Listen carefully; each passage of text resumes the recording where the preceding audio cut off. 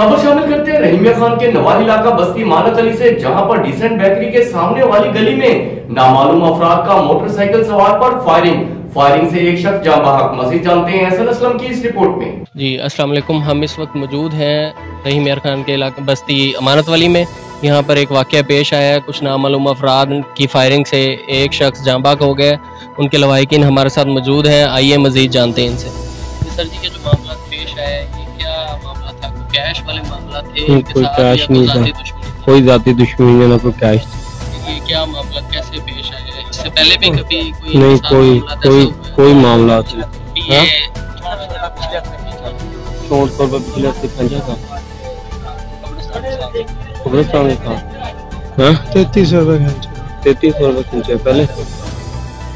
इससे पहले भी कभी इनके साथ ऐसा कोई मामला हुआ है? कुछ स्नैचिंग वगैरह, कुछ चोरी? 3300 रुपए एक दफा खींचा गया था बैक साइड से ना। बैक साइड से? हाँ जी,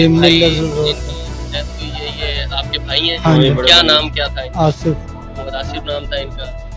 और ये जब इनकी मामला हुए इनके साथ, ये तो आप मौके पे मौजूद थे? नहीं, आप फोन करके कॉल करके बुलाया गया। उसके बाद जब आपने 15 में कॉल की तो हमारे पंजाब पुलिस का क्या रिस्पॉन्स था? इन्होंने मौके पे आके कार्रवाई की है? नहीं, बहुत देर से आए हैं। बहुत देर से आए हैं।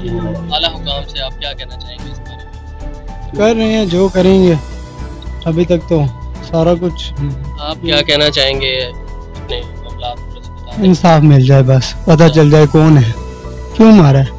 पैसे लिए नहीं है, कुछ भी नहीं लिया, बगैर मार के। पाक आपको सब्र जमील अता फरमाए। ये जी आपने इनके लवाहिकीन के बारे में मामला सुन लिए हैं। इनका यही कहना है कि इन्हें इंसाफ चाहिए। हम डीएसपी साहब और डीपीओ साहब से रिक्वेस्ट करते हैं कि फिलफौर इनके लिए कार्रवाई अमल में लाई जाए। कैमरामैन फ़हीम अली के साथ एहसन असलम, रात।